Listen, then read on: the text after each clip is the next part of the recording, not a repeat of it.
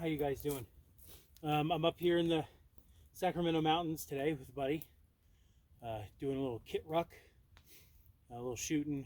Stopped for a late lunch, and now got the sun going down. We started a fire, and we're not staying out here overnight. Got to head home. Got the kiddos. He's got a daughter. I got the boys. We got to take care of. But I wanted to make up a mock shelter to kind of go over. I made a fire making video, making a shelter making video. Shelter making with a poncho, which is something almost everybody has, right? Everybody generally has a poncho or maybe a ground tarp or a regular tarp. But most people have like a milsurp poncho, regardless of what nationality, what nation that is, right? So, poncho, paracord, it's all you need. Do you need a knife? You could use a knife if you really had to, but in dire circumstances, if all you had was the poncho and paracord, you don't need a knife. So see, obviously the ends of the paracord are cut, right? So on the end of this side, I have it actually around the tree and tied on its end, and on the other end, I have the bundle of 50 plus more feet of paracord. So instead of cutting different sections of paracord off, I'm trying to keep it as whole as possible. So I have the knot on the other end, just a simple loop. I don't even know what name that knot is. Bowline, simple loop knot on itself. I pull the end and it comes out. Sorry, cold. It's running nose. So what I have here, guy line at a paracord, right? One end is the cut end. The other end is tied on itself. You want it about 18 inches off the ground. This is a little higher. I have it higher because I'm using this to demonstrate. The ground, you don't want the ground to be frozen, but here, there's no way not to have it frozen. It's winter time. It's going to be cold. So that's why 18 inches off the ground, keep the hot air in. This would be the end I'm going in. Keep my pack right near it, maybe kind of close it off. The other end has a tree. Could pile up some leaves on the other end.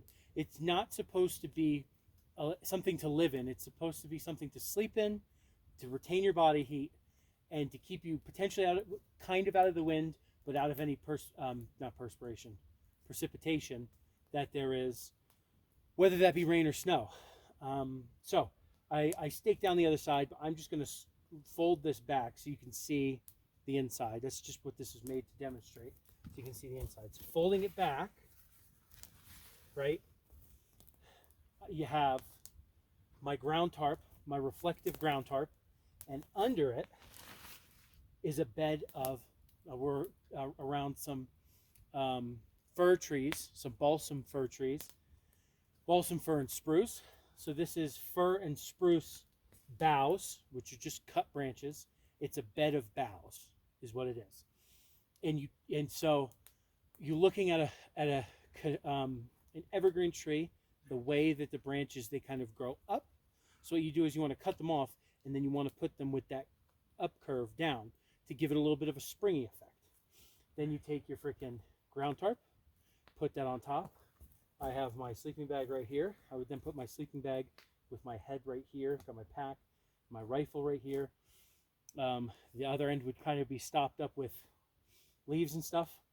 So you put a bed of boughs, which you don't need a knife or anything. You could just break them off the trees. This is not as much as I would normally use because I didn't want to cut down more than I needed to demonstrate, right? Because I don't want to unnecessarily kill any trees. So bed of boughs, a ground tarp. You don't need a ground tarp, but with the ground frozen here, and I have it, putting that down. Then the sleeping bag on top of that. Then you secure your poncho. You secure the top, whether it's poncho or a tarp. You secure that over, and then you're not going to be wearing your boots. So you take your boots off.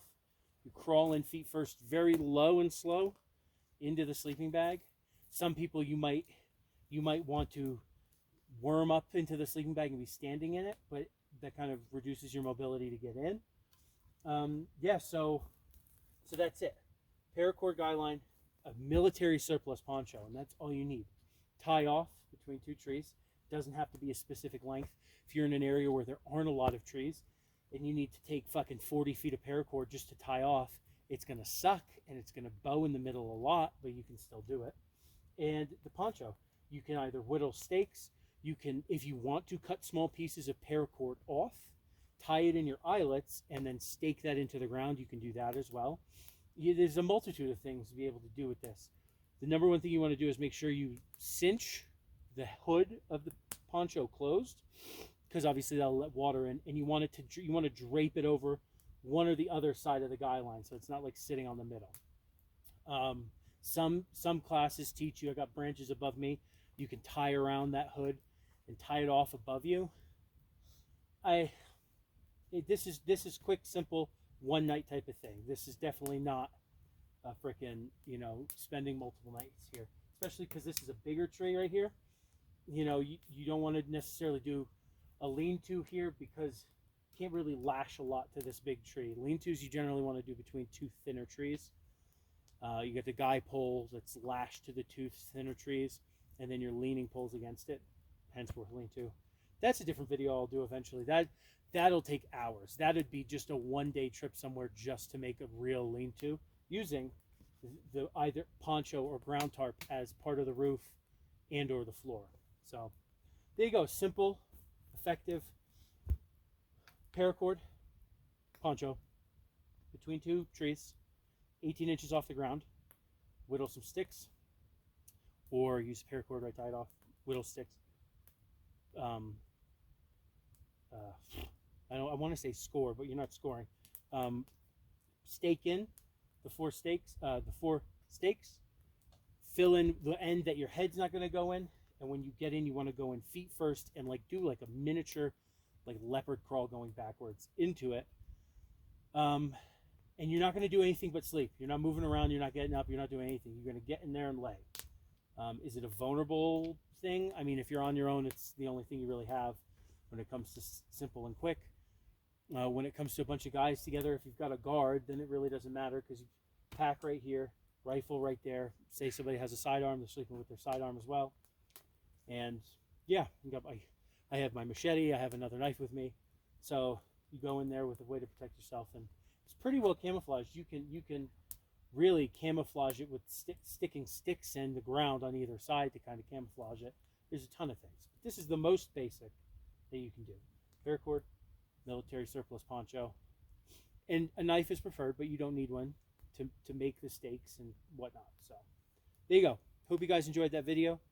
Well, I'll do a lean-to video soon, as soon as I have the time, because like I said, that'll be a full, because a lean-to is a semi-permanent structure. You can make it a semi-permanent structure. It's definitely not something you, like if you're making a long-term patrol base and you don't have big 10-person tents, then you make a bunch of lean-tos, kind of like in a, oh, what's the word? What's the French word I'm looking for? A bastion, like a fort, literally. You turn your patrol base into like a fucking lean-to fort. So there you go. Hope you guys enjoyed the video. Have a great weekend.